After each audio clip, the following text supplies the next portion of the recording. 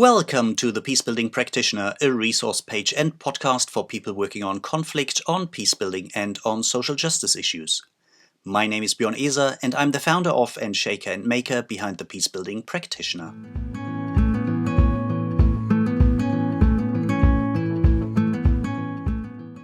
Welcome back to Season 3 of the Peacebuilding Practitioners podcast.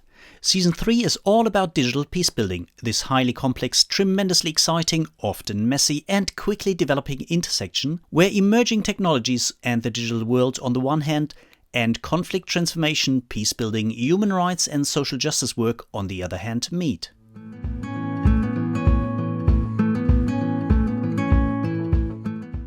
Today, I have the pleasure of welcoming Matilde Vaca Torrico from GIZ, so that's a German international corporation with me. Matilde is a very experienced conflict transformation advisor with a special focus on dialogue processes, and I got to know her about a year ago when we met here in Bonn in Germany as someone who is really passionate about peace building and about social justice work. Matilde, welcome on this podcast show. Oh, thank you, Björn. I'm truly honored and thank you for having me here.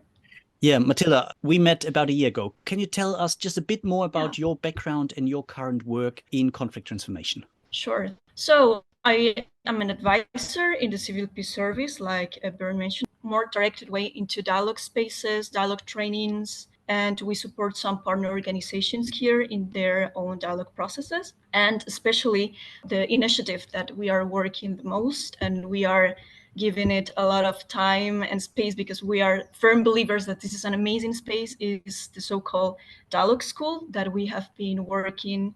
Well, not myself, but this is an initiative that has already 11 years, almost 12 actually. Wow. And this is, it's amazing. And well, this is a dialogue space, but this is also a method, a workshop that allows an environment for deep reflection. And for this, we address 13 topics, 13 themes that are very crucial and linked to genuine dialogue, like we like to call it. And in these 13 topics, we address themes related to dialogue and human behavior and social behavior, and to understand where we are as a human being in a dialogue process, which is very important. And sometimes we forget to do it, such as emotions, assumptions, power, interculturality, nonviolent communication, dialogue principles. We went very far, analyzed to reflect about these topics together. But as you mentioned before, we had to have a transition to a more digital space because of the pandemic. It's really interesting that you say it's already running for 11, almost 12 years. And you mentioned this, what I sometimes call a bit with a pinch of salt, the tyranny of tools. You know, we see it more and more in the professionalization of our field of work. There come lots of tools and frameworks and reference frames, and partly that's great, but partly forget that it's about human relationships. That's about building trust. That is about also clashing with each other, but in emotionally safe space where it's okay to disagree and where we actually also need the gut feeling. So it's this mixture of being professional, having tools which add value to our work, but at the same time being sure it's about human relationships, and it takes time. And I'm not even sure if I can imagine that something that has been fine-tuned and tested and over reworked over a decade and being closely monitored, that it doesn't do harm, but actually allows genuine human interaction across divides, across conflict and emotional load and divides. What does it take under time pressure when the pandemic hit with the lockdowns to actually move something from face-to-face human interaction into a rather impersonal digital space? You know, that's a great question. And I would say it was definitely hard. Not just professionally and what it took to take everything, it was also very demanding. I mean, it was hard to work in the pandemic. We were all trying to figure it out, but we did it. I would say we had this assumption at the beginning, honestly, that this wasn't going to work. We would say, maybe we will have to switch, like a more regular or traditional space, because like you said, how to switch, how to have a safe space, a secure space for the participants in an online environment. And we weren't too optimistic at the beginning, but at the end, I would say that we were very impressed, with the things we achieved. And for that, we had, it was a long road. I would say we took more than 10 months to adapt everything because we hired a consultant. For example, we use a lot of visual thinking and images for the School of Dialogue in the in-person but we have to switch also to the virtual session. So we try to put them in a GIF format, a GIF format. So the image will have more movement and it will be more attractive to the eye. So for that, we had to hire a consultant because, I mean, we do not know at all how to do this kind of work. And also these consultants suggest us some dynamics because they understood, and in the past there were some facilitators in the School of Dialogue as well, so they knew what we were talking about. So that was great. So we weren't alone for this, but it took a lot of time. And I mean, we have a method. We call the School of Dialogue also a method because we follow like a 4-step methodology that it is based of COLPS learning and significant learning, how to achieve this kind of impactful learning, let's say. And moving that to an online space, it definitely took us some time. So we usually have a dynamic as a first step, a game, and you cannot have the same games, you know, that we had in the in-person session. So we have to try out a lot of games in order to work. And then we had a reflection, but especially how to keep up people attention, you know, because I would say that's one of the main challenges that online trainings or online spaces have until now. It's hard, you know, because usually people is not paying attention. And as a third step, we have a small conceptual input. And the first step, we have a reflection in pairs. So we had to move these 4 steps to online, and that definitely took some time. And as you mentioned, I think for many people who were under this time pressure or in this decision-making pressure, do we stop processes, especially in the beginning when we didn't know, can we just sit it out? Is it a matter of 6, 8, 10 weeks and then we continue? Or is it something where we say, well, let's just continue whatever's possible, not yet knowing what is possible? And I think you think about it from your organizational perspective. But what did it also take from people? Because as you said, it's not just saying, okay, here's our content and concept, and now we move everything online, and it's not about just a software. It's about a new concept. And how did you make sure that the people who trusted the process before, the face-to-face process, also trust and engage with the process online in a meaningful way? I mean, that takes time, even in an in-person session, you know, that takes a lot of time to build a safe space. So I would say that in an online space, it takes even more time than an in-person session. And the method has helped us through the years is how we approach things. We try to have a very close relationship with the participant. So we try to do the same in the online session. So we always had a person contact.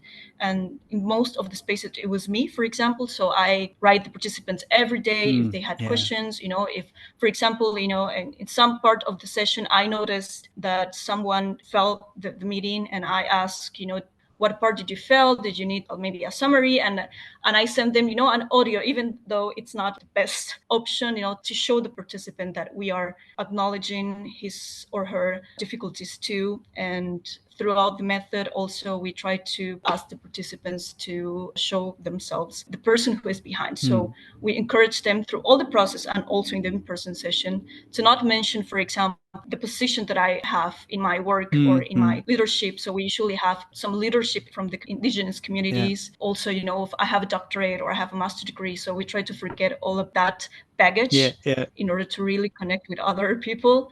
And also in this reflection that I said in the 4th step, this reflection pair that I have to talk with someone else. So we try to encourage this part at the end of every session. So really at the end, we really talk with everyone, you know, because that's something that usually happens also in an online training. Sometimes you just talk with 1, 2, 3 people, but we always do this 4th step with everyone. So one session, it will be with 2 people, and the second will be with a completely different person. So at the end, everyone really got a chance to know everyone in a very deep way, not just superficial. Oh, that sounds great. Demanding and great. If you look back, and I'm not sure if there is even a proper answer to this one, but let me ask this question anyway. If you now look back with kind of the benefit of hindsight, when did you know, yes, we cracked it. Yes, we managed. Yes, it's possible. Was there one special moment, or was it just something where now looking back, you think, no, it's good? I would say it happened in 2 different moments. I would say the crucial themes that we have in the School of Dialogue, like the core, its emotions and assumptions.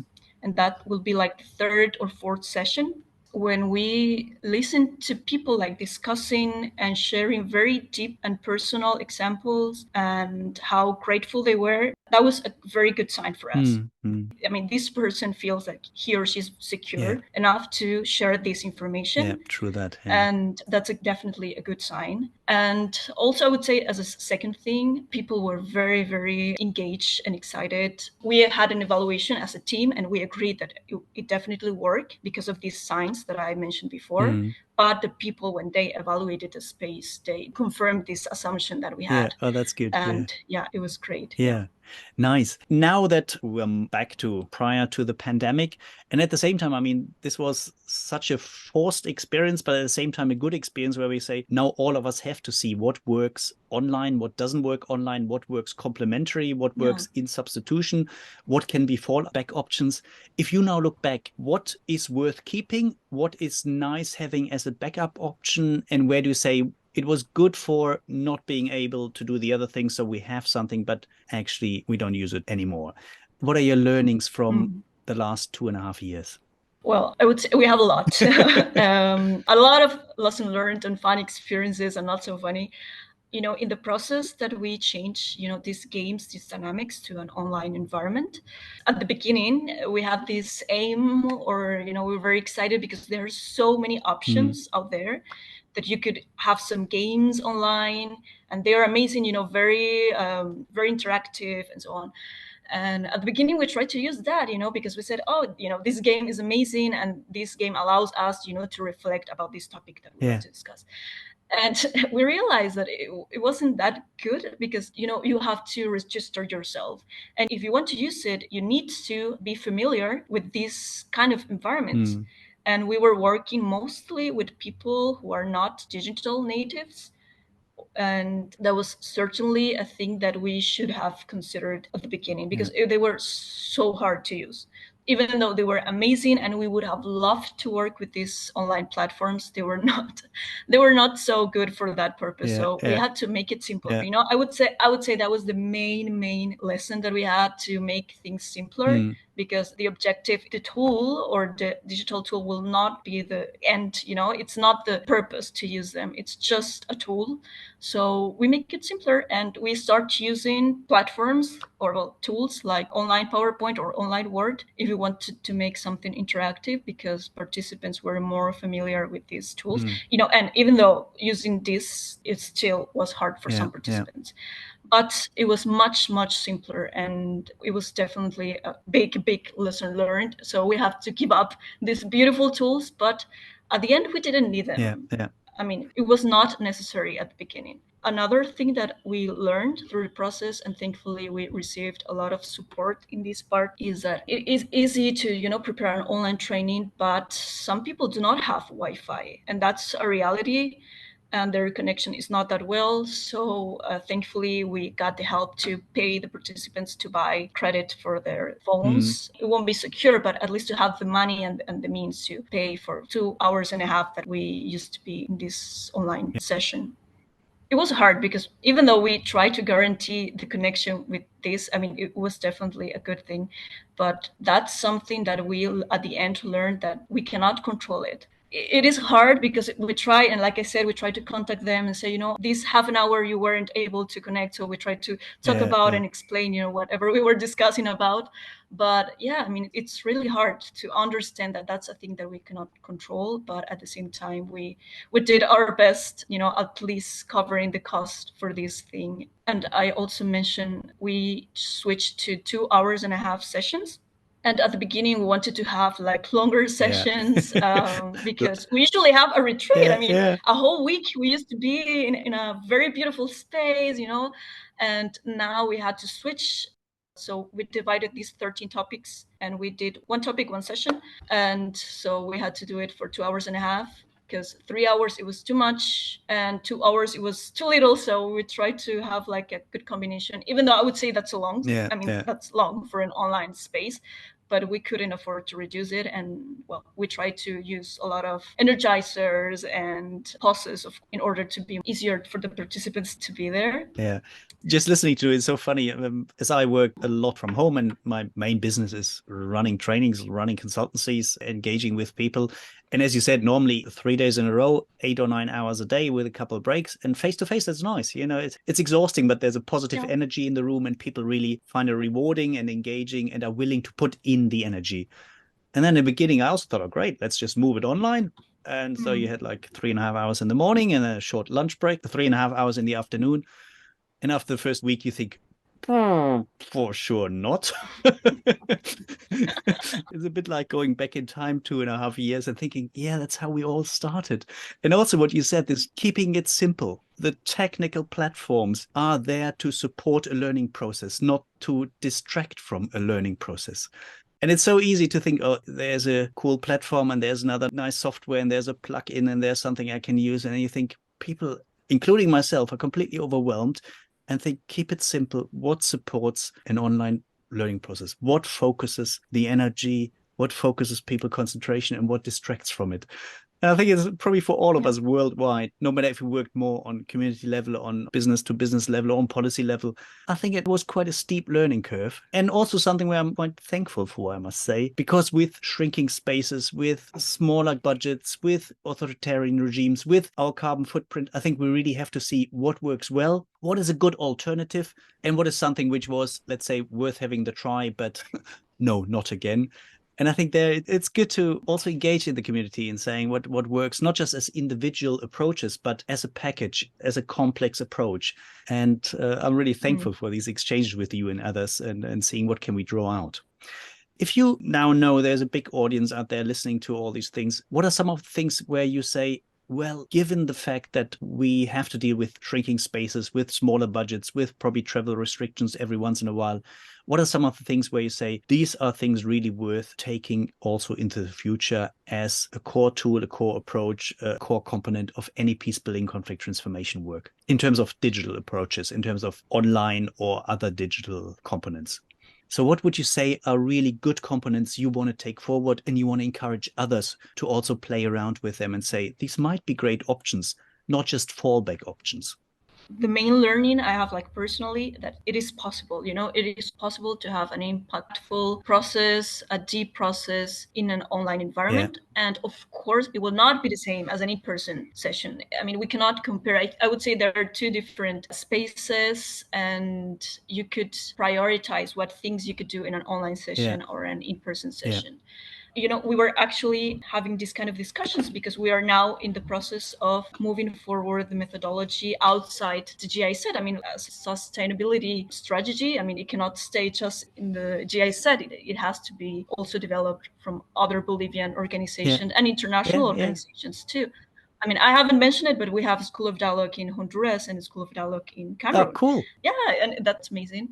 And we have this discussion. I mean, in the moment this method goes out, cooperation, and we want to have the means, the financial means to support us as cities and the in-person session, you have to make some cuts. Yeah.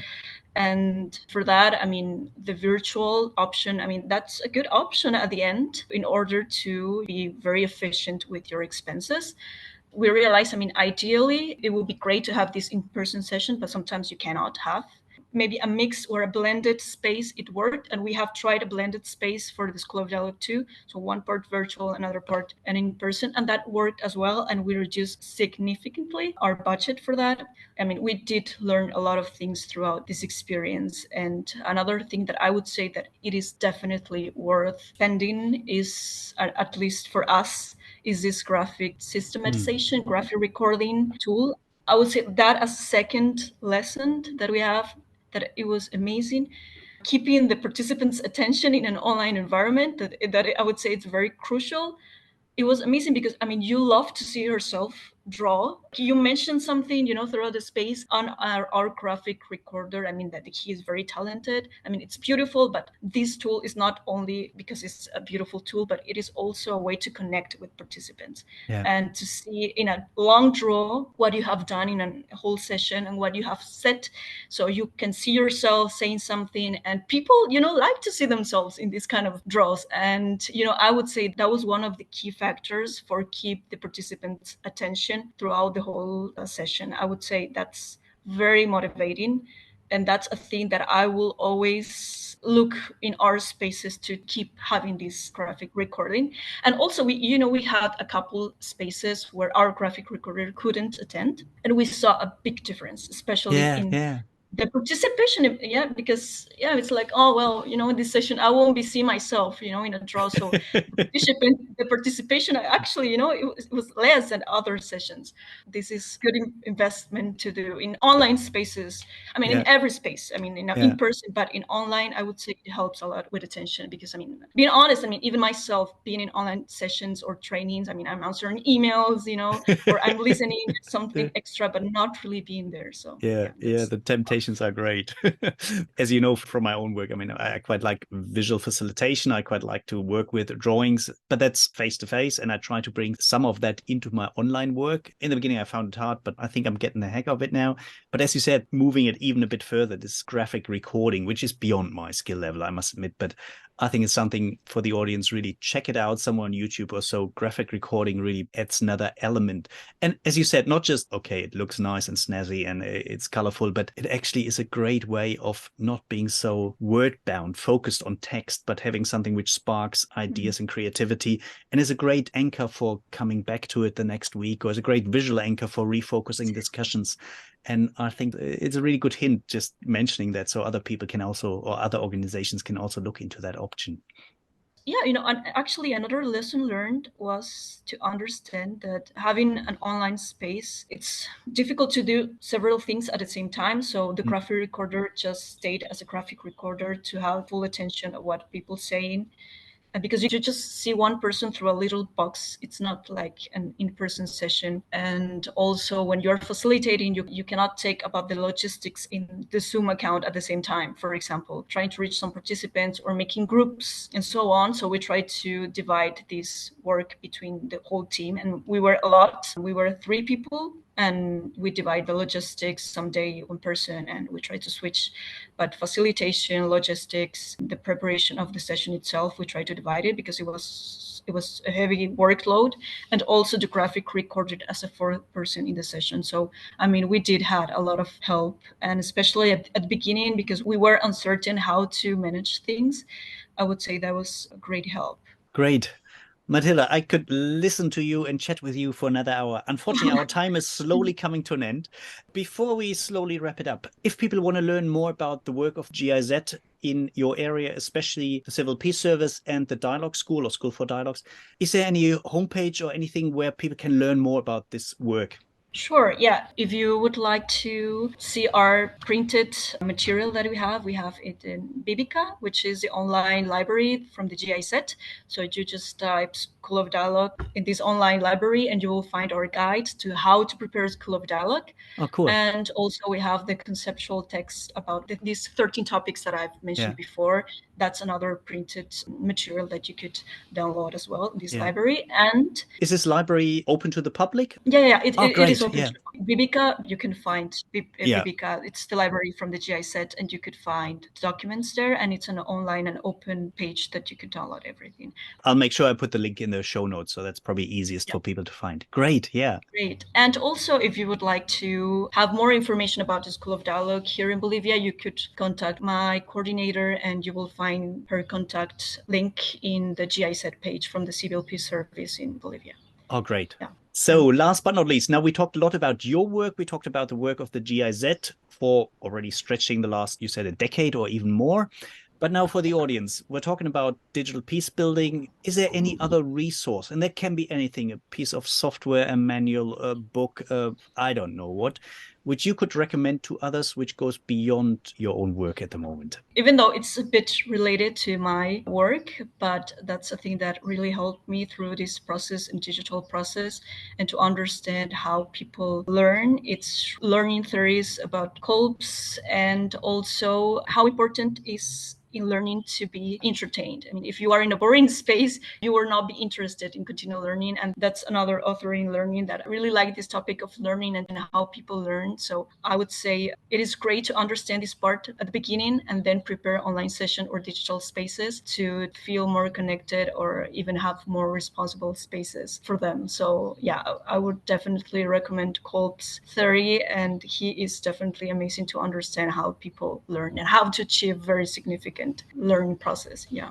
Great hint. I think also one where looking at Kolbe's theory about adult education, about educational spaces and process, and also using that theory to now look back and reflect about what things Exactly. done and then reevaluate. Great. That's also a good reminder for me to go back to that theory, because I think I read it 10, 12 years ago and haven't looked at it since. So thanks. That's a good one. Yeah, and also I forgot about one, which is related also, which is environmental conflicts. If you're interested to learn more about this, we have some examples in Bolivia, especially. You could go to NUR University. It's an Bolivian university which is real focused in investigation, and you could download there some tools of conflict management and conflict resolution, but also applied with some examples, because they have an online training about conflict resolution, which is great. I would highly recommend. I mean, if you are a Spanish speaker, you could take that course because it is an online space. So we had visitants from different countries to have this course in environmental conflict resolution, and that's great. Great. That sounds great. And I also going to put that link into the show notes so it's easy for people to find it and check it out, especially for people who are more or less fluent in Spanish, or at least are willing to give it a try. Matilde, it's been a real pleasure. Time flew by. I'm really thankful that you took the time, and really thankful that you shared with me and with other peacebuilding conflict transformation practitioners out there, people who normally work in really demanding, very complex, often quickly changing environments, and who constantly have to make the decision: face-to-face work, digital work, complementary, hybrid, blended work. And I think the more they learn from you and the more we learn from each other, the easier it is to build our toolboxes. And not just the tools, but also understand the contexts and the concepts which underpin that. Great. Thank you very much. Oh, thank you. I mean, it's great to talk about these topics. And I mean, I'm very passionate about, so it's great. Thank you for the invitation. Pleasure.